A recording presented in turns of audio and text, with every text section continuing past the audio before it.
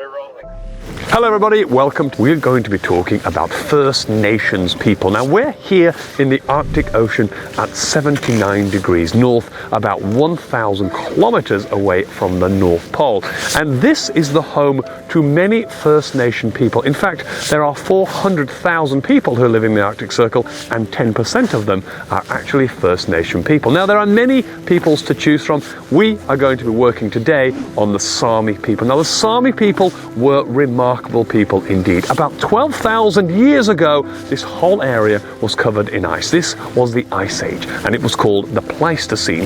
But as that melted, it attracted animals because new vegetation sprouted from the land that you can see behind me, and that attracted animals such as reindeer, the woolly rhino, and the wonderful woolly mammoth. Now, this brought the people along, and today we're going to be talking about the Sami people, and we're extremely lucky to have Ben here with us. Ben is a historian and a writer. Say hello, Ben.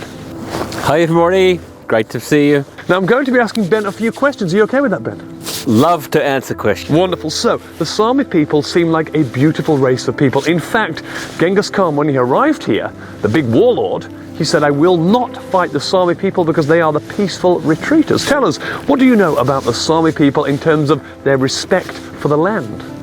Well, they lived within the land, they were a part of the land, and they respected all the animals of the land, although they lived on those animals. Right, so I hear that they used to have houses that were made of earth. Absolutely, that sort of tells you that they were embedded in the land. Right, okay. Themselves. And they respected the environment a great deal. Oh, absolutely, yeah, and they knew they had to.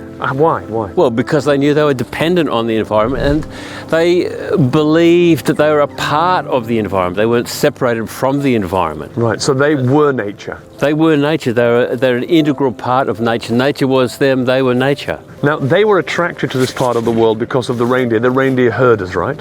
Yes. Right. And I understand that they obviously used the reindeer as part of their life. What respect did they have for animals? What's this thing that I hear of called animism? Well, that is the belief that your spiritual world is tied up with the natural world of animals. And of course, for a people like the Sami people who are dependent on animals for their livelihood, they had to develop a very respectful approach to killing and using those animals. Right. It was a difficult thing for them to do because they believed so strongly in those animals as being sacred, and yet they had to live on them. So they were caught in that situation. Okay, so caught between a rock and a hard place, really. You know, I respect these animals greatly, but I need them to survive. Exactly. So I understand that they never let one single part of the animal go to waste. Correct. What kind of examples do we have of that, in terms of clothing, for example? Well, in terms of clothing, they would sew together animal skins using bones that they have got from that animal and threads of nerves that they have taken out, tiny, thinner than cotton. Wow. And they would use that as thread to sew up their clothing. Wow. So that's like a minuscule part of the animal, but they're using it. Every single part. Every single part. Wow, that's fantastic. So they really had respect for nature. Well, they did, and some indigenous peoples in the Arctic respected nature when they killed walrus, for example. The first thing they would take out of the walrus is the eyeballs, so it couldn't see what they were doing with them. Oh, goodness, right. Yes, that's amazing. It is amazing, and it tells you how difficult they found it to kill animals. Yes, and the respect for the animal, that they didn't want them to go through the pain of seeing their own suffering. That's right. But today we eat animals and we don't even think about that. Exactly. We have no connection. We have very little connection. And that brings me to my next question.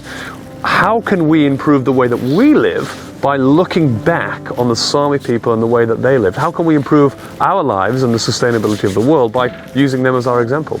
Well, because one of the things that the lessons that they teach us is how it is that it is possible to be far less wasteful in our usage of the planet's resources. Right. And because they used everything about the animals Yes. that they were killing and living within. But So we can do that. my understanding is they wouldn't take everything. You know, today we fish and we fish everything. We don't search through the fish and take the ones that we need and leave the babies. We just dredge the whole lot up and we don't care. The Sami people would never do that because they wanted their future generations to survive. Is that right? Sustainable. Sustainable. Not just for my lifetime or my children's lifetime, but for the future. For my children's lifestyle. Everybody. They were thinking ahead. Right, and that's what we call global responsibility. Absolutely. Exactly right. Yep. Thank you, by the way, Ben. So this week, we are going to be asking you to research one of the indigenous peoples of the Arctic, and there are many to choose from, and there are many lessons within them. And then, following that, we want you to have a look at the indigenous people in your own country. Research who were the first settlers, the first people to walk on the land where you live. Maybe you live in America, and it's the Native Americans. Maybe you're Australian, and it's the Aboriginal people, the oldest civilization on the planet, which is absolutely fantastic. Okay, off you go, guys. Thank you so much, Ben. It's been amazing. An absolute pleasure. And I hope that you've learnt lessons from this lesson. Wow, okay, we have.